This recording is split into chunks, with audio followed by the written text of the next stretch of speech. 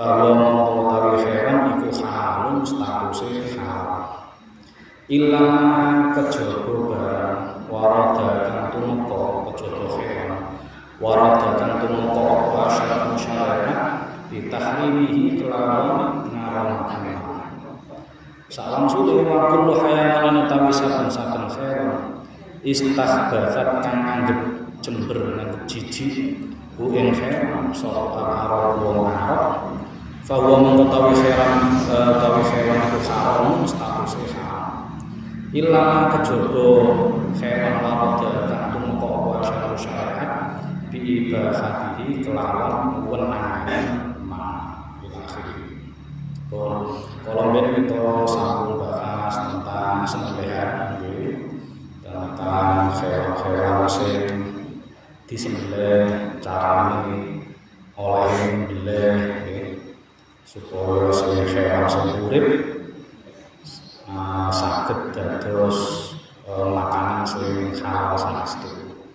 Nah, saiki kita bahas tentang jenis hewan apa mawon sing saged di halal didhahar, sing saged halal dikonsumsi.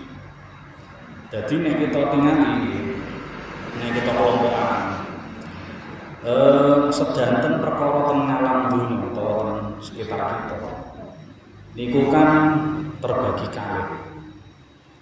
Nggih niku enten perkara sing memang niku saged dimakan atau berbentuk makanan, atau perkara sing boten saged dimakan. Lah perkara sing boten saged dimakan atau tidak tergolong jenis makanan, maka hukumnya haram dipangan karena boten termasuk jenis makanan. Contohnya lemah, watu, semen, niku boten jenis panganan, boten saged dipangan. Termasuk beling. Wong kok mangan beling padahal bukan jenis makanan, maka hukumnya haram ya, karena boten jenis makanan. Sing jenis makanan mawon niku mangke dipilih pundi sing halal pundi sing haram. Napa mawon napa malih sing boten jenis makanan boten saged dipangan, boten saged terus dipukul rata nek barang suci maka hukumnya halal boten saged. Watu atos diumbah suci dipangan tetep boten angsal, boten jenis panganan. Nah, dadi nggih ampun nggih boten pedes ya. Dadi mboten usahakan nggih. Allah ndadekno teng alam donya niku akeh sangat, mboten kirang-kirang. Wong yang mboten mungkin keluhan saja teng alam donya mboten mungkin keluhan mboten mungkin. Karena banyak sing saged dimakan. Sehingga kaya pasir, botol, semen, watu, beling, mboten termasuk jenis makanan. Nek dipangan bahkan itu termasuk membahayakan tubuh, nggih kan? Dipangan bahaya tubuh. Nah, wong mboten asal melakukan sesuatu yang membahayakan dirinya mboten asal. Kanjeng Nabi dawuhaken la doror wala diror. Ora oleh wong iku membahayakan wong liya ya gak oleh. Terus awake dhewe kena bahaya ya ora oleh. Sehingga mengkonsumsi hal-hal sing pancen boten enten manfaate kangge tubuh kita, tur boten jenis panganan, boten hukume boten angsal. Oh. Terus enten perkara-perkara sing saged tergolong jenis makanan. Nah, niki dipilih karo syariat. Enek sing hukume halal, enek sing hukume haram. Contoh mawon jenis nabati atau tumbuhan protein nabati sing bentuk tumbuh-tumbuhan, dedaunan, nggih, buah-buahan, sayuran. Niku enten sing saged dikonsumsi, enten sing boten angsal dikonsumsi. Sing haram dikonsumsi mboten angsal dikonsumsi sing napa sing membahayakan tubuh. Nah, balik sing dalil wae. Nek perkara niku meskipun jenise nabati meskipun jenisnya tumbuh-tumbuhan, nopo sayuran, nopo buah-buahan, tapi nek dikonsumsi kok membahayakan, maka hukumnya haram. Contoh nopo jamur beracun. Nah enten nggih, ketoke jamur tapi beracun. Maka nek dikonsumsi mboten masalah. Nah, berarti nek mboten bahaya monggo halal. Makanya tentara-tentara sing urip teng hutan itu salah satu pelatihannya kan kudu iso mbedakno pundi sing beracun kali pundi sing mboten beracun. Godhong-godhongan mboten napa-napa. Ora kudu golek godhong kates, angel Pak. Kudu godhong kates terus ya wis pokoke apa niki mboten beracun, monggo mboten napa-napa. Oh, niku sing jenis nabati. Sakniki sing hewani, protein hewani. Niki kalau syariat diatur malih. Enek sing halal dimakan, enek sing haram dimakan. Nek sing hewan atau protein hewani niki dari laut atau hidup di air, di satu alam di air, maka mlebete tenggene asamak, maka hukumnya halal. Iwak-iwak niku lho Pak. Nah niku sedanten jenisnya hukumnya halal karena namung hidup di satu alam. Di air niku. Andai kata toh umpama diangkat saking air, dideleh ten daratan, ten bari, daratan niku piyambake tidak berlangsung lama hidupnya, sakit tapi tidak berlangsung lama. Nah, makanya sing pun hidupnya di satu alam di air, maka kalau ulama dihukumi podo karo samak, podo karo iwak, hukumnya halal. Senajan to lek mungguhe pelajaran biologi umpama utawa biota laut umpama, udang itu kan mboten termasuk ikan, nggih kan? Urang mboten termasuk ikan. Tapi hukumnya sami kaya iwak, hukumnya halal. Jadi mangke ampun ditabrak-tabrak nih antara ilmu biologi biota laut terus kali syariat mboten, justru niki saling mendukung, saling melengkapi. Oh niku sing air. Enten hewan darat sakniki. Nah niku dipilah malih. Dipilah malih. Enten hewan darat ning hukume halal. Enten hewan darat sing hukume haram. Sing hukume halal ya napa? Nggih niku ten mriki salah satu kriteria nggih niku sing dianggep apik oleh wong Arab. Hewan darat atau hewan nek dianggap apik karo wong Arab, maka hukumnya halal.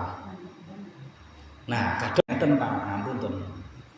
Tiyang Arab niku diakoni gak diakoni adalah orang yang pertama kali dituruni wahyu. Nggih mboten? Mboten wong Jawa. Sing dituruni wahyu pertama Al-Qur'an niku nggih wong Arab.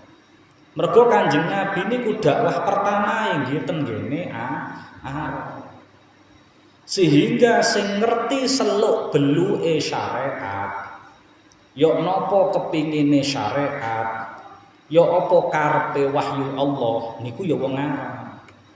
Karena piyambake sing nampi pertama mantun wonten nembe nyebar karena ekspedisi, nyebar ke mriko sampai ten Jawa niki. Sehingga sing didamel ukuran wong Arab. Ngene iki mung wong Arab apik apa elek? Mungguhe wong Arab jijik napa mboten? Nek mungguhe wong Arab niku apik layak, maka hukumnya halal. Niki kriteria pertama, mboten kriteria satu-satunya, kriteria pertama. Maka tetap enten pengecualian, kecuali hewan sing meskipun dianggap apik karo wong Arab, tapi nek mungguhe syariat iku elek, maka hukumnya dadi haram. Wonten lho. Dadi ampun terus emosi terus kok wong Arab mboten niki kula mboten bahas masalah wong Arab tok mboten niki salah satu kriteriae ngangge ukuran logikane wong Arab. Kenging napa kok logikane wong Arab sing didhawulukan karena wahyu niku turun pertama tenggene Arab. Sing memahami pertama niku wong Arab. Artinya pemahamane wong Arab lebih dahulu tentang syariat Islam tinimbang pemahamane liyane Arab termasuk Jawa. Dadi kula mboten bahas rasis utawa sukuisme mboten. Niki genahne syariat niku. Dan itu tidak indikator satu-satunya. Tidak syarat satu-satunya. Syarat yang kedua tetap sing memegang kendali niku syariat. Niku wahyu Allah maupun dawuh Rasulullah. Meskipun mungguhe wong Arab niku apik, tapi nek mungguhe syariat elek haram, maka hukumnya haram. Contoh napa? Maka ten mriki disebutaken setiap manuk nggih wa yahrumu minas sibai malahu nadun qawiyyun ya'du bihi. Setiap hewan buas yang mempunyai napa taring yang kuat, maka hukumnya haram. Macan, singo, senajan mungguhe wong Arab rumiyin iku layak. Bahkan iku menjadi salah satu barometer sosial. Barometer kekuatan sosial wong Arab niku nek iso menaklukkan hewan buas. Iso nangkep macan. Niku mungguhe mereka niku patriotik sekali niku. Dan niku dikonsumsi oleh mereka di masa jahiliyah. Dianggap wong Arab apik, prestasi. Tapi oleh syariat mergo duwe taring maka hukumnya haram, termasuk hewan buas sing duwe taring. Mangke nggih ngoten wa yahrumu minat tuyuri ma lahu mikhlabun qawiyyun yajrahu bihi. Manuk-manuk jenis burung sing duwe cengkraman. Sing cengkraman iki dienggo nyengkram atau melukai mangsa. Maka hukumnya yo haram. Senajan oleh wong Arab hukumnya apik atau layak, tapi munggu syariat hukumnya haram. Contoh napa? Elang. Manuk elang niku kan napa secara kan jenisnya burung-burungan. Jenisnya burung. Lah, tapi karena elang niki enggak ada cengkraman, sing cengkram ini memang digunakan untuk mencengkram mangsa, bukan sing dienggo mencelok teng uwit lho nggih. Mboten lek niki kabeh manuk duwe. Kabeh manuk lah pasti duwe. Jenengan paham manuk nggih, Pak.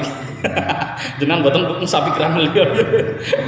Jenengan manuk cengkramane tenggene pang, tenggene uwit.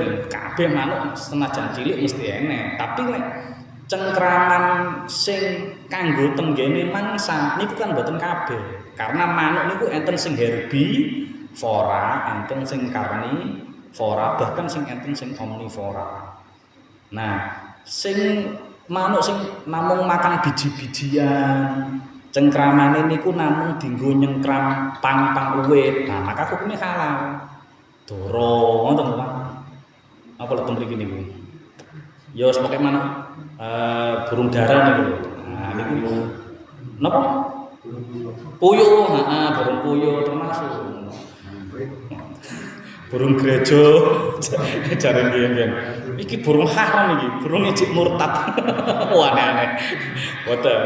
Nah, nggih lajengaken. Dadi niki kudu detail Pak, sakjane gawe papan enak niki, gawe papan terus napa enten cabang klub biasane lek mucal teng pondok niku ngangge skema biar logikanya itu terpetakan. Dadi awale enten hewan, enten sing non hewan kaya wau sing nabati atau dibagi loro, hewani karo nabati. Hewani nabati. Nek nabati wau nggih. Nek nabati wau kalau memang tidak membahayakan bagi tubuh maka hukumnya halal. Kalau membahayakan atau beracun contohnya maka hukumnya haram. Terus nek hewani mangke dibagi kalih wau. Enten sing air yang hidup di air, satu alam air. maka hukumnya halal. Senajan mungkin niku jenenge singa laut, jenenge anjing laut, tapi kan hidupnya di air, maka hukumnya halal. Jadi kehalalannya bukan karena nama, kehalalannya karena ekosistemnya di mana, dia habitatnya ada di mana niku, sing menunjukkan kehalalan. Terus sing hewan dari atau daratan mangke dibagi riye. Enten sing dianggep wong Arab niku apik, layak, maka hukumnya halal. Tapi mangke enten syarat didukung oleh syariat nggih. Nek umpama tidak didukung oleh syariat seperti wau hewan-hewan buas yang bertaring, terus napa niku hewan-hewan yang mempunyai cengkerang, maka kuku tajam taring itu maka hukumnya haram. Termasuk yang berbisa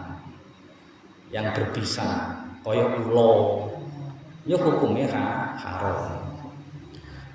Terus kebalikannya nek sing dianggap jijik oleh wong Arab maka hukumnya haram, kecuali nek oleh syariat dihukumi halal. Awali oleh wong Arab niku gak seneng jijik, tapi oleh syariat niku diperbolehkan, maka hukumnya dadi halal. Contohnya napa? Punten. Semut-semut cilik-cilik niku lho.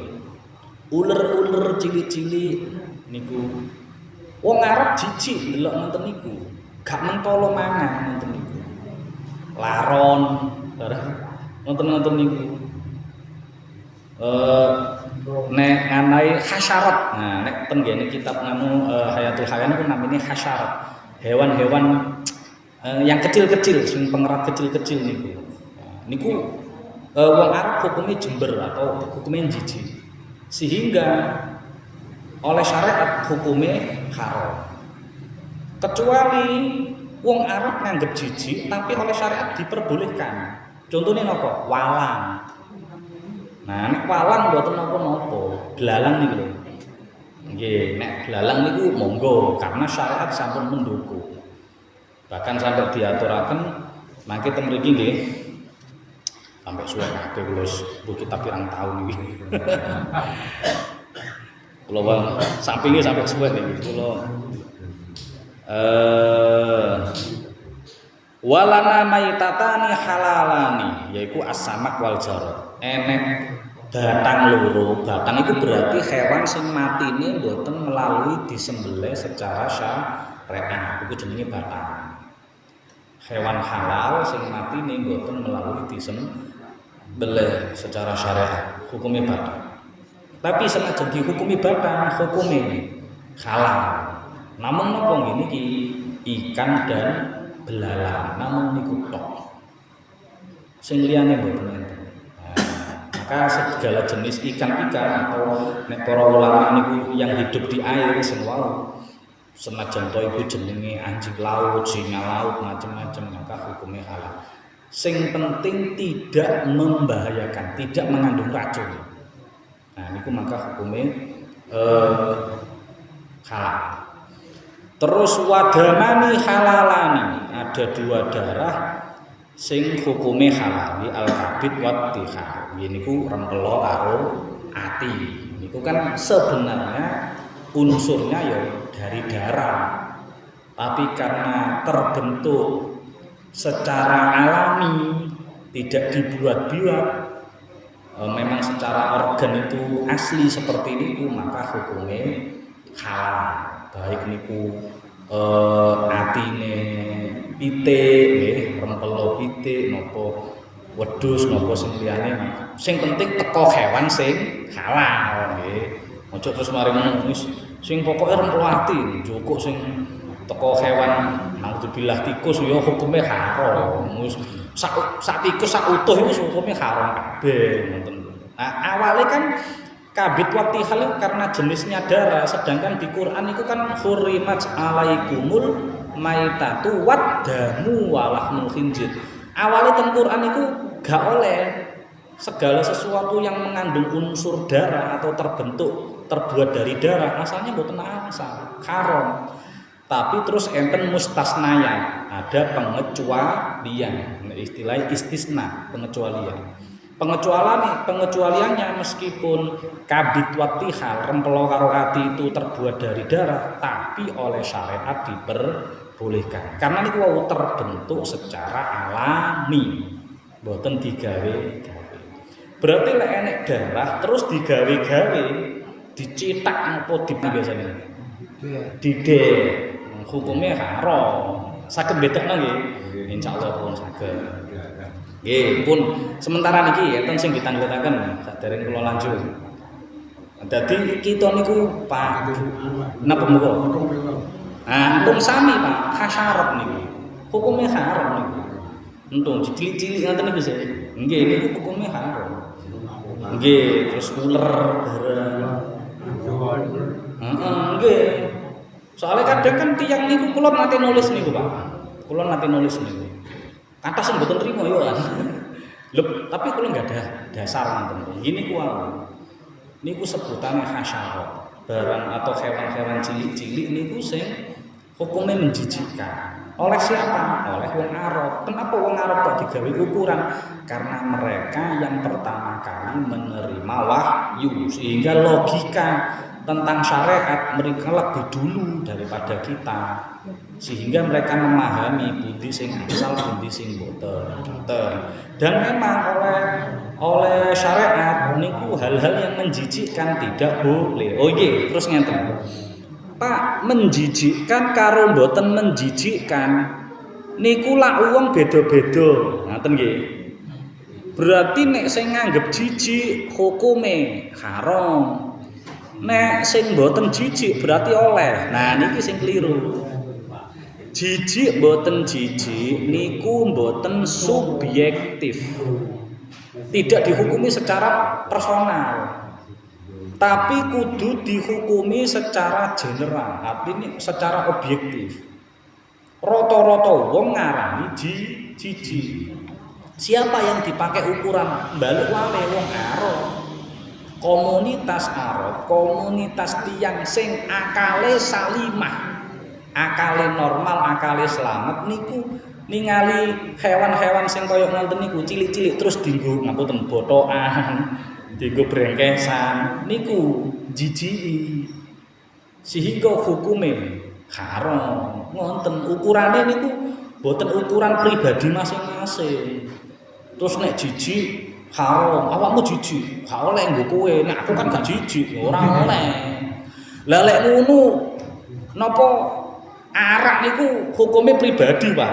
Nek sing mendem haram, nek sing gak mendem gak haram. Ora iso syariat digunggu ngono. Aku wis kuat, Pak. Sak botol rong botol aman aku. Dadi kanggo aku halal yo aja ngawur niku. Lah dadi ukurannya ngoten nggih, tidak personal.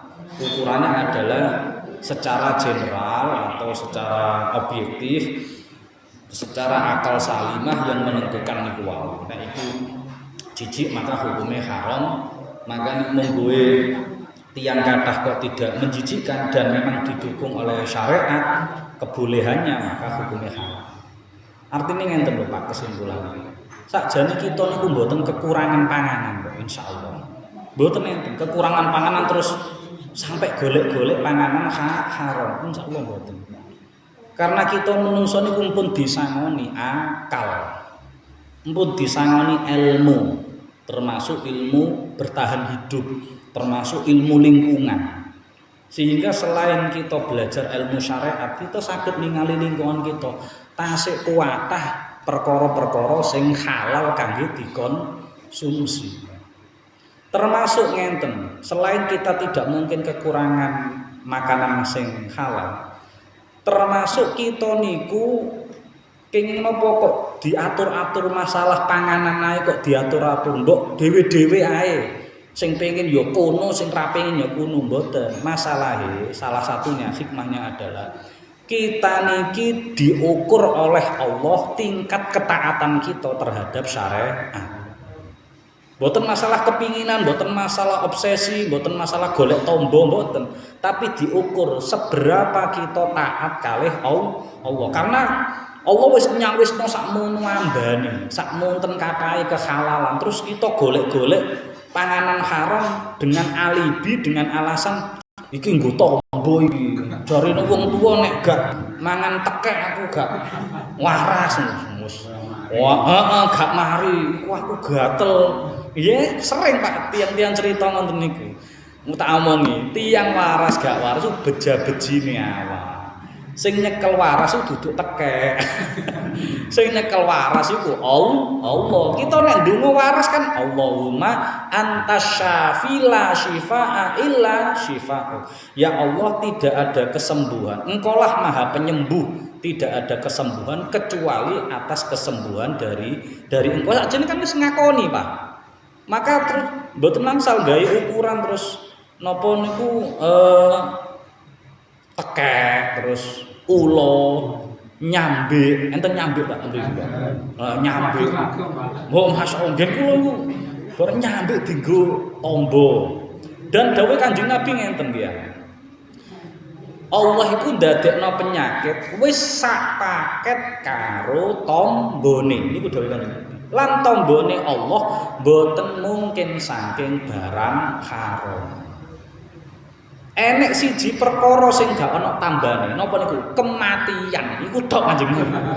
Nek mati ra ana tambane, tapi nek iku diarani lara, sakit mesti enek tambane. Tur tambane pasti toko barang halal. Lah kok enek wong lara sampai suwi rong nemu tambane, berarti durung nemu.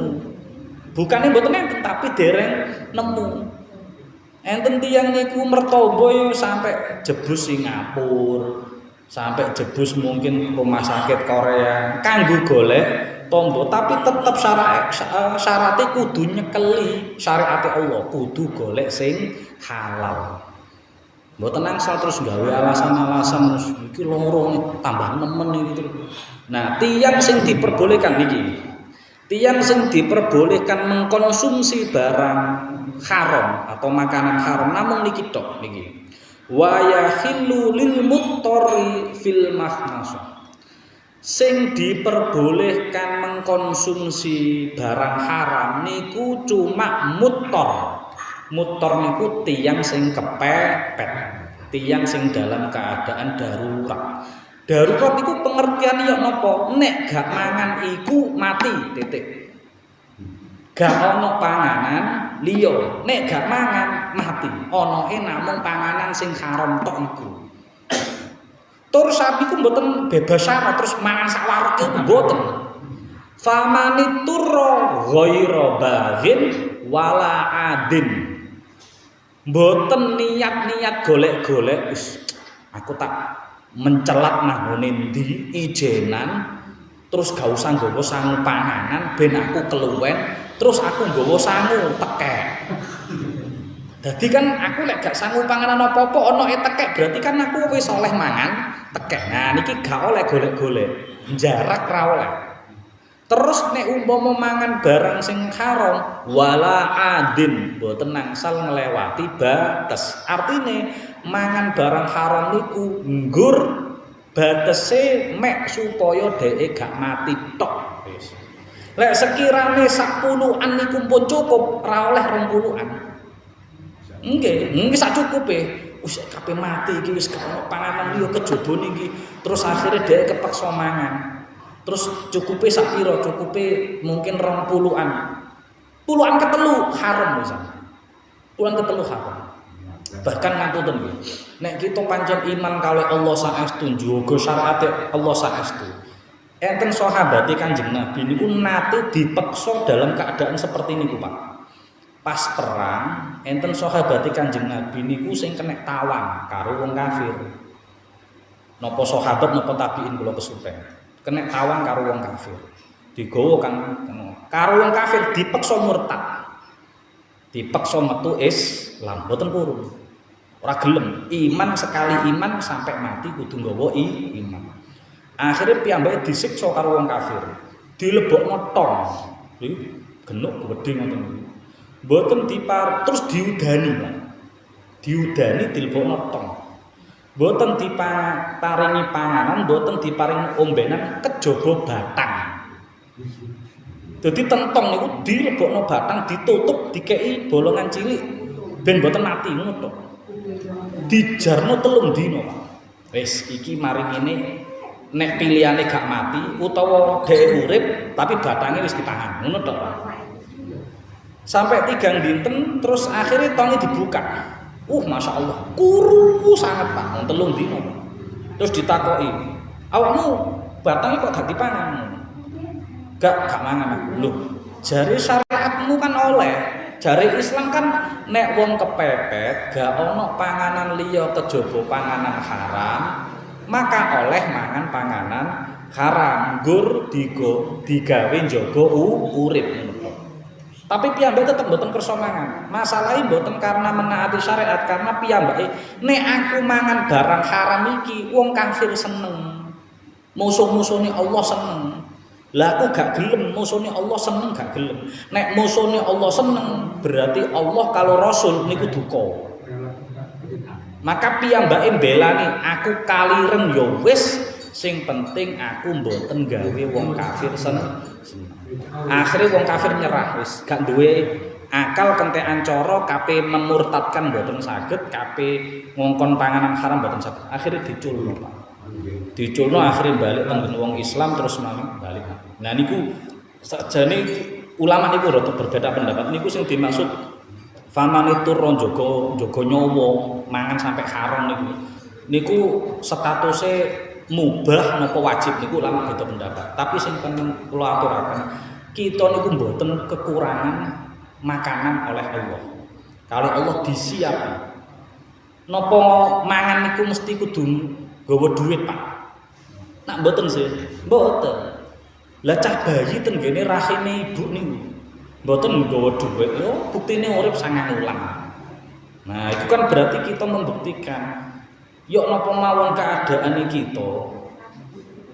kita niku kali Allah pun dicawisi berbagai fasilitas, berbagai makanan sing halal. Sehingga kita sakjane mboten enten alasan untuk mengkonsumsi barang sing haram. Kecuali niki mawon sing famane tur kepepet niku kita kan mboten nate kepepet sampai pengen mati kan mboten enten to. Umpama ten rumah sakit iki insyaallah rumah sakit ya jene infuse, jene yo dikeki bubur nggih. Kadang sing mangan sing nunggoki lho.